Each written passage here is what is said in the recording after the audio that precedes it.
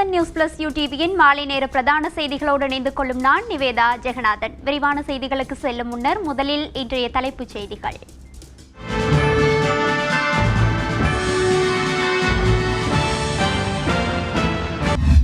பதினோராவது தேசிய ராணுவ நினைவு தினம் கொழும்பில் எளிமையாக நடந்தது. சர்வதேசத்துக்கு கடுமையான செய்தியை சொன்ன ஜனாதிபதி கோட்டாபய ராஜபக்ச அம்பன் புயலின் அடைமழை தொடர்கிறது. புதையுண்ட இருவர் பலி. குற்றப்புலனாய்வு பிரிவில் இரண்டாவது நாளாகவும் மங்கள வாக்குமூலம். வாகனයක් ගන්න සල්ලි ටිකක් එකතු කරගන්න කතා කරන ස්වාමීන් වහන්සේලා ඉන්නවා. அதிரவிக்கும் கொரோனா 1000 தொட்டது. கொரோனா குறித்த சர்வதேச விசாரணைக்கு தயாராகும் உலக சுகாதார நிறுவனம் ஆதரவு தருவோம் என்கிறது சீனா.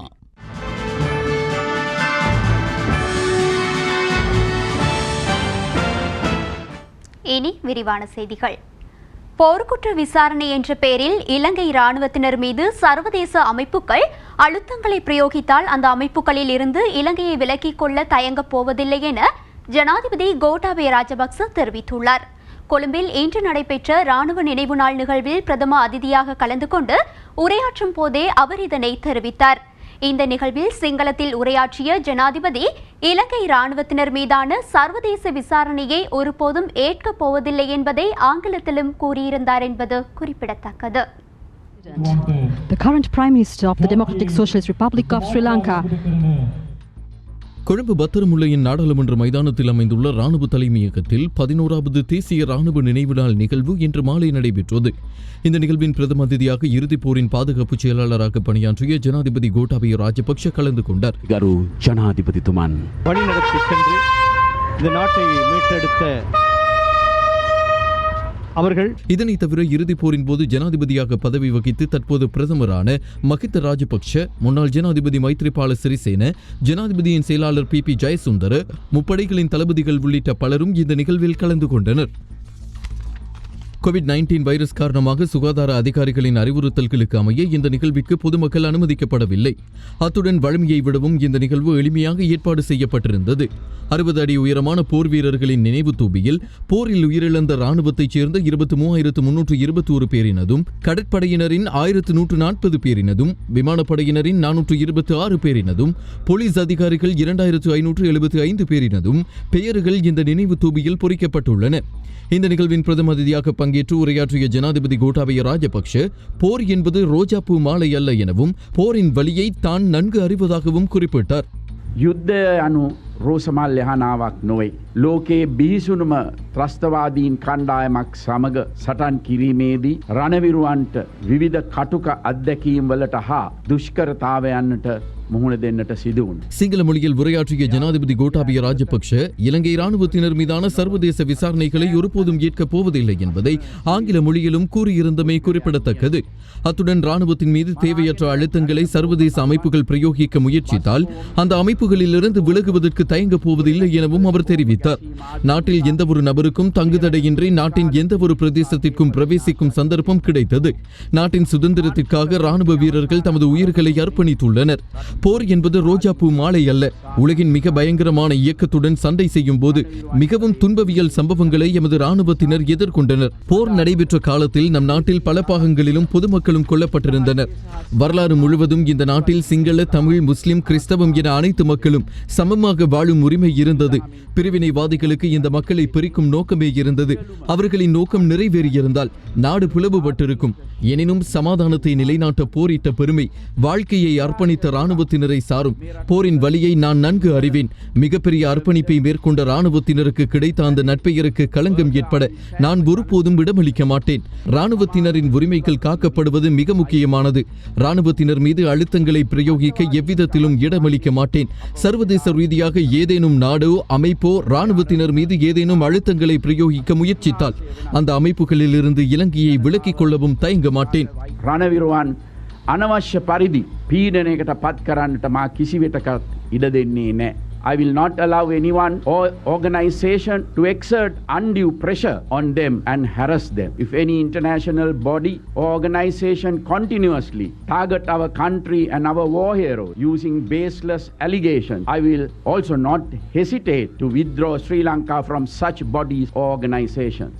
ராணுவத்தினர் உயிர் தியாகம் செய்து பாதுகாத்த இந்த நாட்டை அனைத்து மக்களும் வாழ்வதற்கான நாடாக பாதுகாத்துக் கொள்வது மிக முக்கியம். රණවිරුවන්ට හා ඔවුන්ගේ පවුල්වලට අපි මේ අවස්ථාවේ ජාතියේ ප්‍රණාමය පුද කරනවා. ஜனாதிபதி உரையாற்றிய பின்னர் ராணுவ வீரர் நினைவு தூபி மீது இலங்கை விமானப்படையின் ஹெலிகாப்டர்கள் மலர் தூவி கௌரவப்படுத்தியிருந்தன.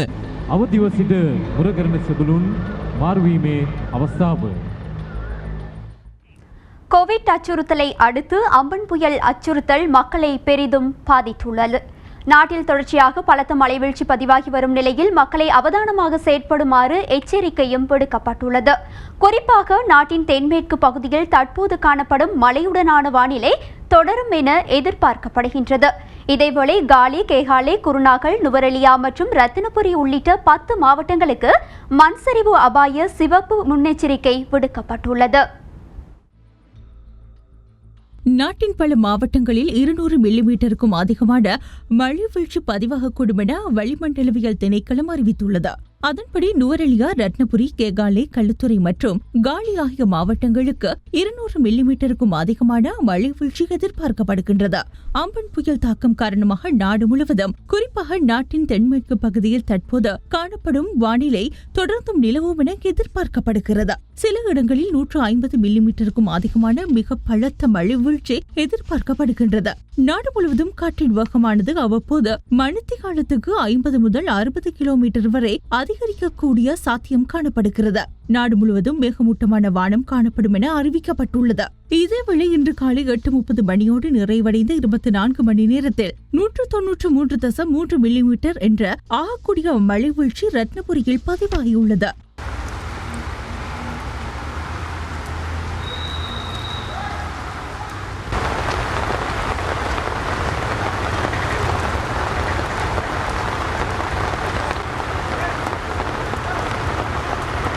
இதேவேளை கட்டிட இடர் முகாமைத்துவ நிலையத்தினால் சில மாவட்டங்களுக்கு மண்சரிவு அபாய எச்சரிக்கை விடுக்கப்பட்டுள்ளது. இதில் முதல்கட்ட அபாய எச்சரிக்கையாக காலி மாவட்டத்தின் அக்மிமன, நியாகம, போத்தல, நாகுடா ஆகிய பிரதேச சபைக்குட்பட்ட பகுதிகளும், மாத்தளை மாவட்டத்தின் உக்குவேல பிரதேசமும், களுத்துறை மாவட்டத்தின் ஹொரண, மதுகம் ஆகிய பிரதேச சபைக்குட்பட்ட பகுதிகளும், கொழும்பு மாவட்டத்தின் அவிசாவல, சீதாவக்க பிரதேச சபைக்குட்பட்ட பகுதிகளும், கேகாலை மாவட்டத்தின் அரநாயக்க, யட்டியந்தொட் ஆகிய பிரதேசங்களும், கண்டி மாவட்டத்தின் தும்பனை பிரதேசம் என்பவற்றிற்கும் மண்சரிவு அபாய எச்சரிக்கை விடுக்கப்பட்டுள்ளது. இதேவேளை காலி மாவட்டத்தின் பத்தேகம, நெலுவ, தவளம் ஆகிய பிரதேச சபைக்குட்பட்ட பகுதிகளும், ரத்னபுரி மாவட்டத்தின் குறிவிட்ட எலியகுட, நிவித்திகள, பெல்மடுள்ள, ரத்னபுர, எலப்பாத்த, கிரியல் ஆகிய பிரதேசங்களும், களுத்துறை மாவட்டத்தின் அகலவத்த, பாலித்தனுவர, வளலாவிட்ட, புலட்சிங்கள, இங்கிரி ஆகிய பிரதேசங்களும், ரம்புக்கண, வரக்கபுல, வெள்ளிக்கமுவ, கேகாலை, தெஹியோவிட்ட ஆகிய பிரதேசங்களுக்கும் 2ஆம் கட்ட மண்சரிவு அபாய எச்சரிக்கை விடுக்கப்பட்டுள்ளது. நுவரெலியா மாவட்டத்தின் அமகமுவ, கோரல் ஆகிய பிரதேசங்களிலும் மண்சரிவு எச்சரிக்கை விடுக்கப்பட்டுள்ளதாக இடர் முகாமைத்துவ மத்திய நிலையம் அறிவித்துள்ளது. சீரற்ற காலநிலை காரணமாக ரத்தினபுரி பகுதியில் இன்று 2 உயிரிழப்புகள் பதிவாகின. அதேவேளை அபிவிருத்தி என்ற பெயரில் செய்யப்பட்ட மாற்றங்களினால் வரலாற்றில் முதற் தடவையாக இன்று பலாங்குடி மாநகரம் வெள்ளத்தில் மூழ்கியது. மேலும் நாட்டின் பல பாகங்களிலும் இன்று வெள்ளக்காடாகியிருந்தமை எமது கேமராக்களில் இவ்வாறு பதிவாகியிருந்தது. மண்மேடு சரிந்து வீழ்ந்தமை காரணமாக 2 உயிரிழந்துள்ள சம்பவம் இன்று பதிவாகியுள்ளது. பெல்மடுள்ளை பகுதியில் பெண்ணொருவரும், ரத்தினபுரி அழுகல பகுதியில் குழந்தையொன்றுமே இவ்வாறு உயிரிழந்துள்ளதாக மாவட்ட செயலாளர் தெரிவித்துள்ளார். இதேவேளை கனமழை காரணமாக ரத்தினபுரியின் சில பகுதிகள் நீரில் மூழ்கியுள்ளதுடன் சிலர் இடம்பெயர்ந்துள்ளனர் என்பதும் குறிப்பிடத்தக்கது.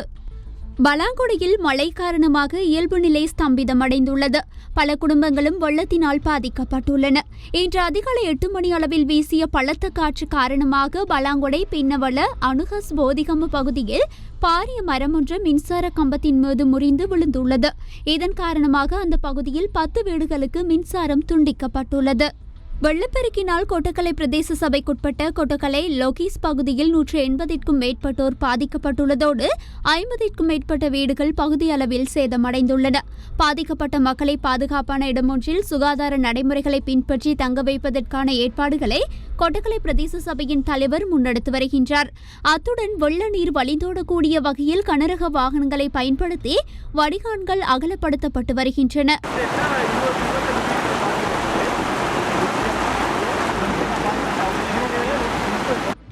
அடைமழையினால் ஏற்பட்ட வெள்ளப்பெருக்கால் டிகோயா தரவளை மேல்பிரிவு தோட்டத்தில் 11 வீடுகளுக்குள் வெள்ள நீர் புகுந்துள்ளது. இதனால் 61 பேர் இடம்பெயர்ந்துள்ளனர். இடம்பெயர்ந்தவர்களை சுகாதார நடைமுறைகளை பின்பற்றி பாதுகாப்பான இடமொன்றில் தங்க வைப்பதற்கான ஏற்பாடுகள் மேற்கொள்ளப்பட்டு வருகின்றன. இந்நிலையில் இன்று காலை 10:30 மணியளவில் வட்டவளை நகரை அண்மித்த பகுதியில் பாரிய மண் சரிவு ஏற்பட்டுள்ளது. மரமும் சரிந்து விழுந்துள்ளது. மழை தொடர்ந்ததால் மீட்பு பணியும் தாமதித்தே ஆரம்பமானது. போலீசாரும் ராணுவத்தினரும் அனர்த்த முகாமைத்துவ அதிகாரிகளும் இணைந்து பாதையை சீர் செய்தனர். கொட்டக்கலை ஸ்டோனி கிளப் தோட்ட பகுதியில் நீரில் அடித்து செல்லப்பட்ட நபர் ஒருவர் படுகாயமடைந்த நிலையில் நாவலப்பிட்டிய வைத்தியசாலையில் அனுமதிக்கப்பட்டுள்ளதாக திம்புலப்பத்தனை போலீசார் தெரிவித்துள்ளனர். பெய்து வரும் அடைமழையால் தனது ஆடுகள் இருந்த பட்டி மீது மண்மேடொன்று சரிந்து விழுந்துள்ளது. இதனை அடுத்து பட்டிக்குள் இருந்த ஆடுகளை காப்பாற்றுவதற்காக குறித்த நபர் சென்றுள்ளார். எனினும் வெள்ளம் பெருக்கெடுத்துள்ளதால் 3 ஆடுகள் நீரில் அடித்து செல்லப்பட்டுள்ளன. அவரும் தவறி நீரில் விழுந்துள்ளார். எனினும் தீவிரமாக செயற்பட்ட பிரதேசவாசிகள் அவரை காப்பாற்றி வைத்தியசாலையில் அனுமதித்துள்ளனர்.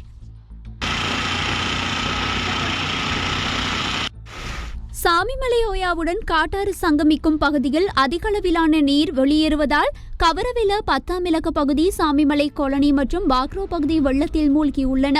இதில் 10ஆம் இலக்க பகுதியில் தோட்டம், ஆலயம் மற்றும் குடியிருப்பு பகுதியும் நீரில் மூழ்கியுள்ளன. சம்பவ இடத்திற்கு மஸ்கலியா பிரதேச சபை அதிகாரிகள், தோட்ட அதிகாரிகள் மற்றும் கிராம சேவகர் நேரில் சென்று பார்வையிட்டுள்ளதுடன் பாதிக்கப்பட்டவர்களை அயலவர்கள் வீடுகளில் தங்க வைக்க நடவடிக்கை எடுத்துள்ளனர். இதேவேளை மஸ்கலியா, மௌசாகலை, காசல்ரி, நோட்டன், விமல சுரேந்திர, மேல்கோத்மலை நீர்த்தேக்கங்களின் நீர்மட்டம் வெகுவாக உயர்வடைந்துள்ளதால் கரையோர பகுதியில் உள்ளவர்கள் அவதானத்துடன் இருக்குமாறும் மின்சார சபை அதிகாரிகள் தெரிவிக்கின்றனர். இதேவேளை மலைநாட்டில் பெய்து வரும் அடைமழையினால் நீர்த்தேக்கங்களின் நீர்மட்டம் வெகுவாக அதிகரித்துள்ளது. இந்நிலையில் மேல்குத்மலை நீர்த்தேக்கத்தின் 3 வான்கதவுகள் இன்று திறக்கப்பட்டன. வவுனியாவில் காற்றுடன் கூடிய மழை காரணமாக 12 குடும்பங்களைச் சேர்ந்த 44 பேர் பாதிப்படைந்துள்ளதுடன் 13 வீடுகள் சேதமடைந்துள்ளதாக மாவட்ட அனர்த்த முகாமைத்துவ நிலையம் தெரிவித்துள்ளது. அத்துடன் வீதிகளில் காணப்பட்ட சில மரங்களும் முறிந்து வீழ்ந்துள்ளன. அவை பாதுகாப்பு தரப்பின் உதவியுடன் அகற்றப்பட்டுள்ளன. காற்றுடன் கூடிய மழை காரணமாக பாதிப்படைந்த வீடுகளை பார்வையிட்ட மாவட்ட அனர்த்த முகாமைத்துவ நிலையத்தினர் அவ்வீடுகளில் வசித்த சில குடும்பங்களுக்கு தற்காலிகமாக தரப்பால் வழங்கியதுடன் வீட்டின் பாதிப்பு தொடர்பில் மதிப்பீடு செய்திருந்தனர். அவர்களுக்கான இழப்பீடாக முதற்கட்டமாக 10,000 ரூபாய் வழங்க நடவடிக்கை எடுக்கப்பட்டுள்ளதாகவும் மாவட்ட அனர்த்த முகாமைத்துவ நிலையம் தெரிவித்துள்ளது. அம்பாறை மாவட்டம் காரைதீவு பிரதேசத்தில் கடல் சீற்றத்தின் காரணமாக 100 மீட்டர் தாண்டியும் ஊருக்குள் கடல் நீர் புகுந்துள்ளது. இதனால் அந்த பகுதி மக்கள் அச்சமடைந்துள்ளனர். நாட்டில் கொரோனா வைரஸ் தொற்றாளர் எண்ணிக்கை 1020 உயர்வடைந்துள்ளது. இதேவேளை கொரோனா வைரஸால் பாதிக்கப்பட்ட 569 பேர் குணமடைந்துள்ளனர். ඊයේ දිනේ කොවිඩ්-19 රෝගීන් ලෙස 11 දෙනෙක් හඳුනා ගනු ලැබුවා. මේ 11 දෙනාගෙන් 10 දෙනෙක් නාවික හමුදාවේ ඒ වගේම එක පුද්ගලයෙක් සිංගප්පූරුවේ සිට පැමිණි இலங்கையில் நேற்றைய தினம் கோவிட் தொற்றுக்குள்ளான 11 பேர் இனம் காணப்பட்டுள்ளதாக சுகாதார சேவைகள் பணிப்பாளர் வைத்தியர் அனில் ஜாசிங்க தெரிவித்துள்ளார். இவர்களில் 10 பேர் கடற்படை வீரர்கள் எனவும் ஏனைய நபர் அண்மையில் சிங்கப்பூரில் இருந்து வருகை தந்த தனிமைப்படுத்தலுக்கு உட்படுத்தப்பட்டவர் எனவும் தெரிவிக்கப்பட்டுள்ளது. மேலும் அண்மைய நாட்களாக தொடர்ந்தும் கடற்படையினர் தொற்றுக்கு இலக்காகி வருவதால் இது குறித்து ஆராய விசேட தொற்றுநோய் நிபுணர்கள் உள்ளடங்கிய குழுவொன்று நியமிக்கப்பட்டுள்ளதாகவும் வைத்தியர் அனில் ஜாசிங்க தெரிவித்துள்ளார். குறித்த மருத்துவ நிபுணர்களின் பரிந்துரைக்கமைய கடற்படை வீரர்களுக்கான அறிவுரைகள் வழங்கப்பட்டுள்ளதாகவும் தெரிவித்துள்ளார். இன்று மாலை 6 மணி வரையிலான நிலவரப்படி இலங்கையில் கொரோனா வைரஸ் தொற்றாளர் எண்ணிக்கை 992 உயர்வடைந்துள்ளது. நாடளாவிய ரீதியில் உள்ள வைத்தியசாலைகளில் 414 பேர் தொடர்ந்தும் சிகிச்சை பெற்று வருகின்றனர். மேலும் கொரோனா வைரஸால் பாதிக்கப்பட்ட 569 பேர் பூரணமாக குணமடைந்துள்ளனர். கோவிட் தொற்று இருக்கலாம் என்ற சந்தேகத்தின் அடிப்படையில் 135 பேர் நாடளாவிய ரீதியில் உள்ள வைத்தியசாலைகளில் சிகிச்சை பெற்று வருகின்றனர். இதேவேளை மாவட்ட ரீதியில் கொழும்பு மாவட்டத்திலேயே அதிக அளவிலானோர் இதுவரை பாதிக்கப்பட்டுள்ளனர். கொழும்பு மாவட்டத்தில் 150 பேரும், புத்தளம் மாவட்டத்தில் 35 பேரும், கம்பஹா மாவட்டத்தில் 36 பேரும், களுத்துறை மாவட்டத்தில் 34 பேரும் இனம் காணப்பட்டுள்ளனர். கடற்படையைச் சேர்ந்த 550 பேர் தொற்றாளர்களாக இனம் காணப்பட்டுள்ளனர். இன்று பலாலி விமானப்படை தனிமைப்படுத்தல் நிலையத்தில் தங்க வைக்கப்பட்டிருந்த 98 பேர் சொந்த இடங்களுக்கு அனுப்பி வைக்கப்பட்டனர். கொழும்பு பண்டாரநாயக்க மாவட்டத்தைச் சேர்ந்த 98 பேரே இவ்வாறு அனுப்பி வைக்கப்பட்டனர். இவர்களில் 6 மாத குழந்தை உள்ளிட்ட 10 சிறுவர்களும் உள்ளடங்குகின்றனர். 22 நாட்கள் தனிமைப்படுத்தப்பட்ட நிலையில் அவர்களுக்கு கொரோனா தொற்று இல்லை என PCR பரிசோதனையில் கண்டறியப்பட்டதை அடுத்து சான்றிதழ்கள் வழங்கப்பட்டு இன்று காலை அவர்கள் சொந்த இடங்களுக்கு அனுப்பி வைக்கப்பட்டனர். ஆஸ்திரேலியாவிற்கான முன்னாள் இலங்கை தூதுவர் மைக்கேல் சில்வாவினால் வைத்தியசாலைகளுக்கான அதிதீவிர சிகிச்சை படுக்கைகள் பிரதமர் மஹிந்த ராஜபக்சவிடம் கையளிக்கப்பட்டுள்ளன. இந்நிகழ்வு இன்று முற்பகல் நாராயண்பேட்டை அபயாராம விகாரையில் இடம்பெற்றது. இந்நிகழ்வில் சுகாதார அமைச்சர் பவித்ரா வன்னியாராஜே, உயர்கல்வி தொழில்நுட்ப அமைச்சர் பந்துல குணவர்தன, சுகாதார சேவைகள் பணிப்பாளர் வைத்தியர் அனில் ஜாசிங் ஆகியோர் கலந்து கொண்டிருந்தனர்.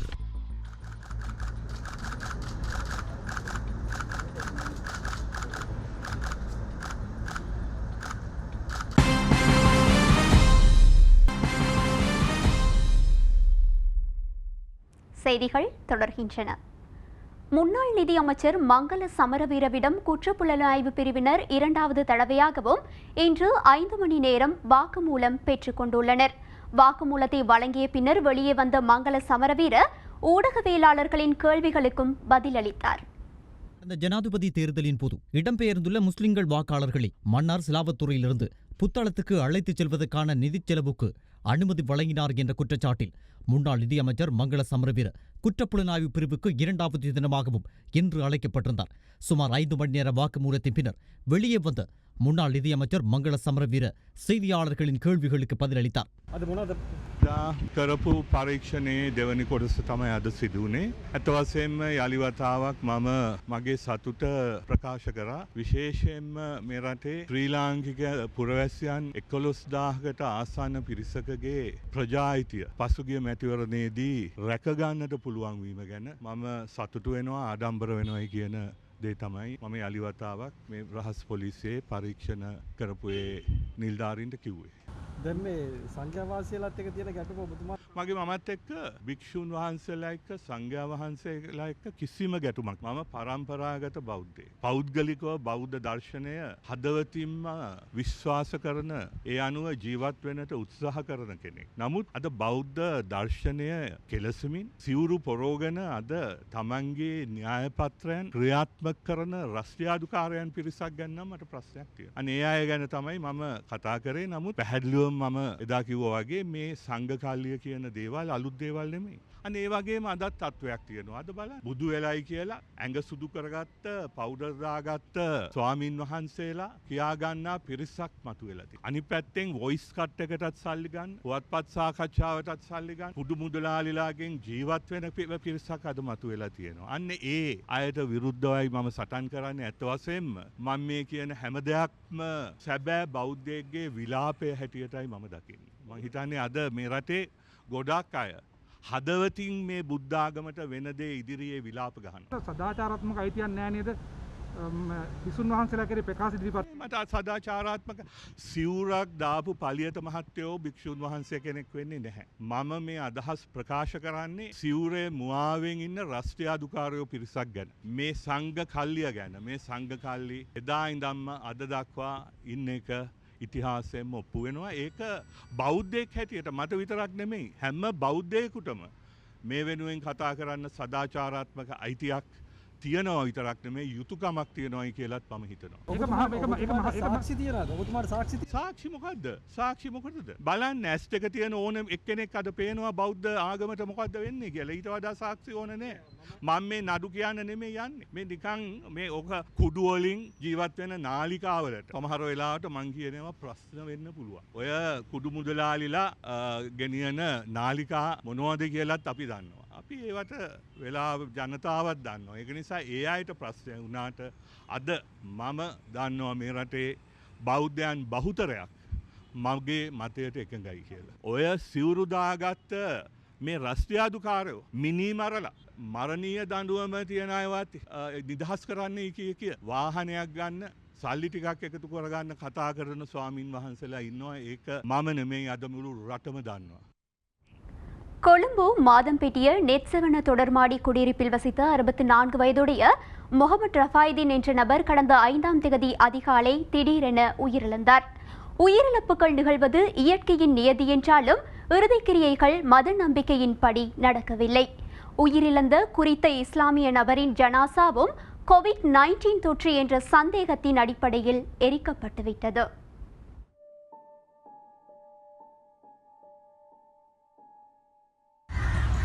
கொழும்பு மாதம்பிட்டிய நெட்செவனு தொடர்மாடி குடியிருப்பு பகுதி இது.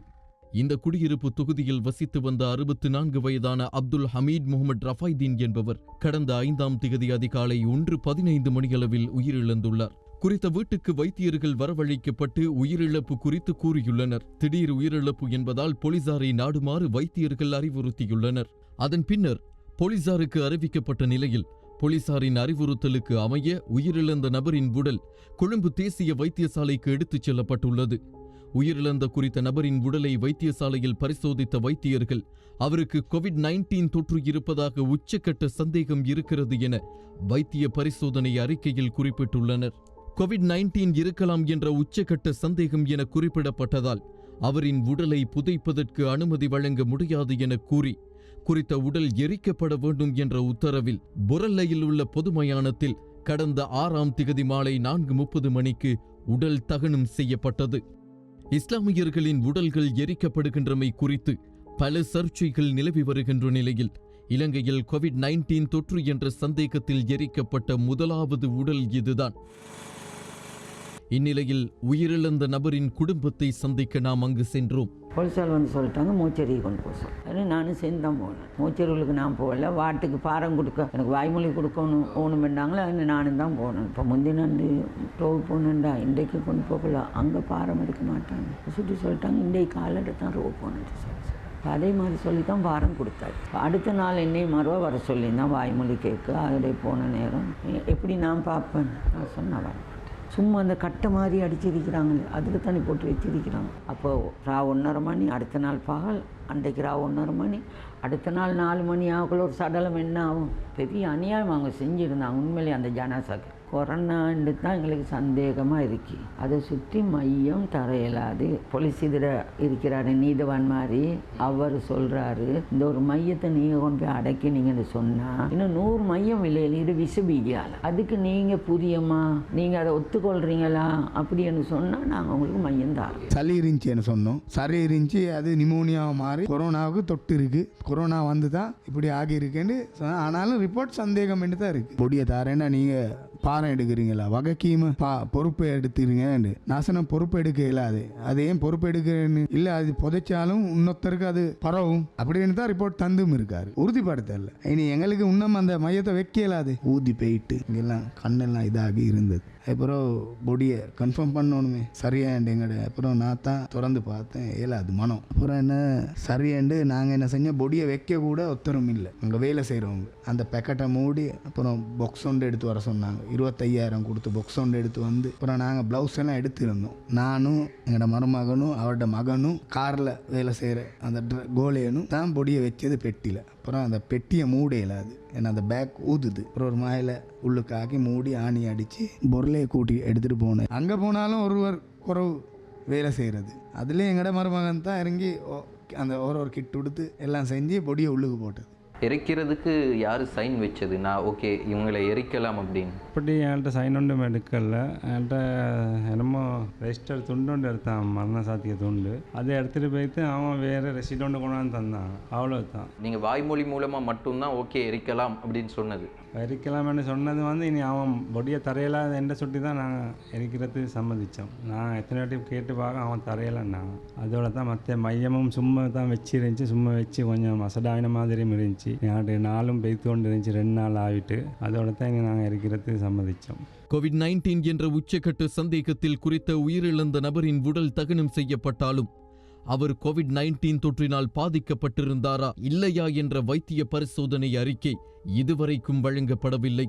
நாங்கள் அடுத்த நாள் போனோம். சந்தேகம் எங்களுக்கு, நாங்கள் 3 பேரும் தானே கிட்டே இருந்தோம், தூக்கினது வச்சது எல்லாம் எங்களை சந்தேகம். அப்புறம் நாங்கள் அடுத்த நாளே போயிட்டு ஓபிடியில் போயிட்டு அட்மிட் ஆகி 14 நம்பர் வாட்டுக்கு போனோம் ஜெனரல் ஹாஸ்பிட்டலில். அங்கே தான் கோவிட் சம்பந்தமாக செக் பண்ணுறாங்க. காலையில் 9 மணிக்கு போனோம். அடுத்த நாள் 11 மணிக்கு நாங்கள் வந்துட்டோம். ஒன்றுமே இல்லை. 3 பேர்கிட்ட ரிப்போர்ட் ஓகே. அது ரிப்போர்ட் எங்ககிட்ட இருக்குது. இறந்தவருக்கு கோவிட் இருக்குதா இல்லையாங்கிறத உறுதிப்படுத்தி இன்னமும் ரிப்போர்ட் தர இதுவரை காட்டி உறுதியான ரிப்போர்ட் தரல. உறுதி என்று ரிப்போர்ட் இன்னும் வரல. அது வரணும், எதிர்பார்த்துக்கிட்டு இருக்கோம். இலங்கை தேசிய வைத்தியசாலை வழங்கிய மருத்துவ அறிக்கைகள் இவை.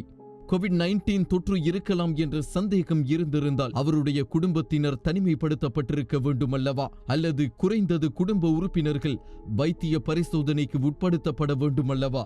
ஆனால் இவை இரண்டும் அங்கு நடக்கவில்லை.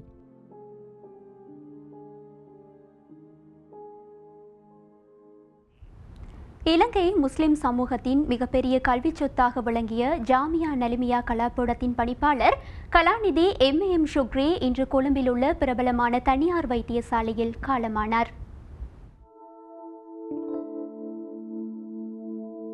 நான் எனது வாழ்க்கை பயணத்தில் ஒரு நீண்ட தூரம் பயணம் செய்து வந்திருக்கின்றேன். அது சவால்கள் நிறைந்து, ஆனால் மகிழ்ச்சியும் நிறைவும் தரும் ஒரு பயணம். தென் மாகாணத்தின் மாத்தறையில் 1940ஆம் ஆண்டு பிறந்த M Shukri Matara Saint Thomas கல்லூரியில் ஆரம்ப கல்வியை கற்றார். அதனைத் தொடர்ந்து தர்கா நகர் அல் ஹம்ரா மற்றும் கொழும்பு ஜாகிரா கல்லூரியிலும் தனது முறைசார் கல்வியை கற்ற இவர் பேராதனை பல்கலைக்கழகத்தில் அரபு துறையில் சிறப்பு பட்டம் பெற்றார். இங்கிலாந்தின் எடின்பர்க் பல்கலைக்கழகத்தில் தனது கலாநிதி பட்டத்தை நிறைவு செய்த ஷுக்ரி இலங்கை முஸ்லிம் சமூகத்தின் மிகப்பெரிய ஆய்வாளராக திகழ்ந்துள்ளார். ஆங்கில தமிழ் மொழிகளில் பல நூல்களை எழுதிய இவர் இலங்கை முஸ்லிம்களின் வரலாறு பற்றி தொல்பொருளியல் ஆதாரங்களோடு தனது ஆய்வை வெளிப்படுத்தியிருந்தார். அக்கலாபீடத்தின் ஸ்தாபகர் நலீம் ஹாஜியார் இந்த கலாபீடத்தின் வளர்ச்சியில் ஷுக்ரியின் பங்களிப்பு எவ்வாறு இருந்தது என்பதை பகிர்ந்து கொண்டார். நான் டாக்டர் ஷுக்ரியை ஜாமியாவுக்கு பெற்றுக்கொண்டது மனிதனுடைய உதவியினால் அல்ல. நான் எத்தனையோ தனம் கௌபாவை சுத்தி கேட்டிருக்கிறேன். எனக்கு மனிதர் உதவி செய்யவில்லை, எனக்கு அல்லாஹ் தான் உதவி செய்தார். டாக்டர் ஷுக்ரியோட பாதத்துக்கு தங்கத்தை நிறுத்தி கொடுத்தாலும் டாக்டர் ஷுக்ரியை தாயிலாக தரமாட்டேன். இலங்கை முஸ்லிம் சமூகத்துக்கு மாத்திரமல்லாது தேசிய கல்வித்துறையிலும் தனது பணிகளை மிகச்சிறப்பாக செய்துள்ளார். கொழும்பு பேராதனை பல்கலைக்கழகங்களின் விரிவுரையாளராக செயற்பட்டுள்ளதோடு கலனி பல்கலைக்கழகத்தின் தொல்பொருளியல் ஆய்வு மையத்தின் கவுன்சில் உறுப்பினராகவும் செயற்பட்டுள்ளார். இலங்கையின் மிகப்பெரிய புலமை சொத்து இன்று இறையடி சேர்ந்துள்ளது. நமது நாடு இன்று ஒரு புத்திஜீவியை, இலங்கை முஸ்லிம் சமூகம் ஒரு முதிர்ச்சியான வழிகாட்டியை இன்று வழி அனுப்பி வைக்கின்றது. கலாநிதி ஷுக்ரி அவர்கள் இந்த நாட்டுடைய மிகப்பெரிய புலமை சொத்து, நம் சமூகத்துடைய மிகப்பெரிய ஒரு வழிகாட்டி, ஜாமியா நதீமியா என்ற கலாபீடத்தை கட்டி காத்த மாபெரும் மனிதர். அவரது மறுமை வாழ்க்கை சிறப்பாக அமைய வேண்டும் என நாங்களும் பிரார்த்திக்கின்றோம்.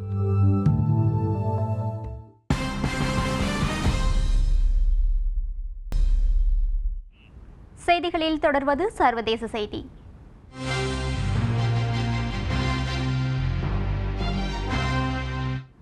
கொரோனா பரவல் குறித்து பாரபட்சமற்ற சுதந்திரமான விசாரணையை நடத்த உலக சுகாதார அமைப்பு ஒப்புதல் அளித்துள்ளது. மேலும் கொரோனா குறித்து பாரபட்சமின்றி ஆய்வு நடத்துவதை சீனாவும் ஆதரிக்கின்றது என்று சீன ஜனாதிபதி ஜின்பிங் தெரிவித்துள்ளார்.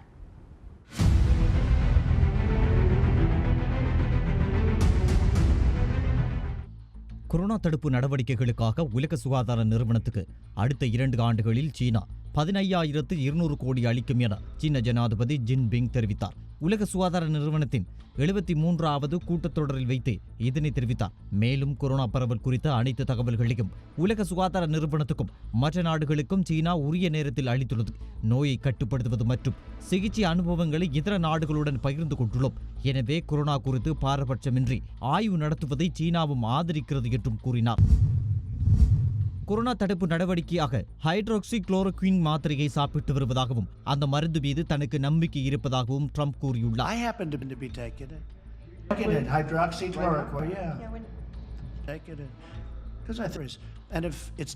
I'm not going to get hurt by it. For 40 years for malaria, the things I take it. Corona சிகிச்சைக்கு மலேரியா மருந்தான ஹைட்ரோக்சிக்ளோரோக்வின் மாத்திரை நல்ல பலன் அளித்து வருகிறது. கொரோனா வைரஸ் தொற்றுக்கு மருந்து கண்டுபிடிக்கப்படாத நிலையில் அமெரிக்காவில் இந்த மாத்திரைகளை பயன்படுத்தும்படி அதிபர் ட்ரம்ப் கூறியிருந்தார். அதே சமயம் இது கொரோனா நோயினை தடுக்கும் என இதுவரை அதிகாரப்பூர்வமாக நிரூபிக்கப்படவில்லை. ஹைட்ரோக்சிக்ளோரோக்வின் நோயை தடுக்கும் வகையில் பயனுள்ளதா என்று செய்தியாளர்கள் கேட்டதுக்கு இந்த மருந்து குறித்து ஏராளமான நேர்மறையான தகவல்கள் எனக்கு வருகின்றன. அது பயனுள்ள மருந்து இல்லை என தெரிய வந்தால் நானே உங்களுக்கு சொல்வேன் என்றார். இந்திய தலைநகர் டெல்லியில் இன்று முதல் முச்சக்கர வண்டி, டாக்ஸி மற்றும் பேருந்து சேவைகள் துவங்கப்பட்டுள்ளன. ஒரு நேரத்தில் முச்சக்கர வண்டியில் ஒரு பயணியும், காரில் 2 பயணிகளும், பேருந்தில் 20 பயணிகள் மட்டுமே பயணிக்க அனுமதி வழங்கப்பட்டுள்ளது. இந்தியாவில் கொரோனா தொற்றுக்கு உள்ளானோரின் எண்ணிக்கை 1 லட்சத்தை தாண்டியுள்ளது. அங்கு 3164 பேர் பலியாகியுள்ளனர். கனடாவில் கொரோனா போராளிகளை கௌரவிக்கும் சாகசத்தின் போது வீட்டின் மீது விமானம் விழுந்து தீப்பிடித்ததில் பெண் விமானி பரிதாபமாக உயிரிழந்தார். கனடாவில் கொரோனா போராளிகளை கௌரவிக்கும் விதமாக அந்த நாட்டு விமானப்படை விமானங்கள் வான் சாகசத்தில் ஈடுபட்டன. அந்த வகையில் பிரிட்டிஷ் கொலம்பியா மாகாணம் கம்லூப்ஸ் நகரில் உள்ள விமான நிலையத்தில் இருந்து 2 விமானப்படை விமானங்கள் சாகச நிகழ்ச்சிக்காக புறப்பட்டு சென்றன. 2 விமானங்களிலும் தலா 3 விமானிகள் இருந்தனர். புறப்பட்ட சில நொடிகளில் ஒரு விமானத்தில் திடீரென தீப்பிடித்தது. இதனை அறிந்த விமானிகள் உடனடியாக விமானத்தை தரையிறக்க முயற்சி செய்தனர். ஆனால் அவர்களின் கட்டுப்பாட்டை இழந்த விமானம் விமான நிலையத்தை ஒட்டி இருக்கும் குடியிருப்பு பகுதியில் உள்ள ஒரு வீட்டின் மீது விழுந்தது. பின்னர் விமான விபத்தில் பலியானது ஜெனிஃபர் கேசி என்ற பெண் விமானி என்பது தெரிய வந்துள்ளது.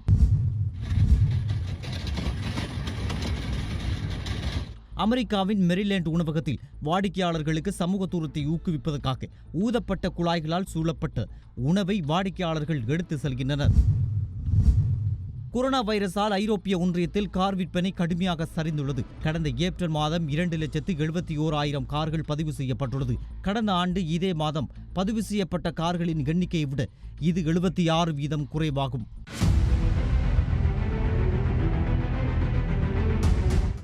இத்துடன் எமது மாலை நேர பிரதான செய்தி அறிக்கை நிறைவு பெறுகின்றது. தொடர்ந்தும் யூடிவியின் நிகழ்ச்சிகளோடு இணைந்திருங்கள்.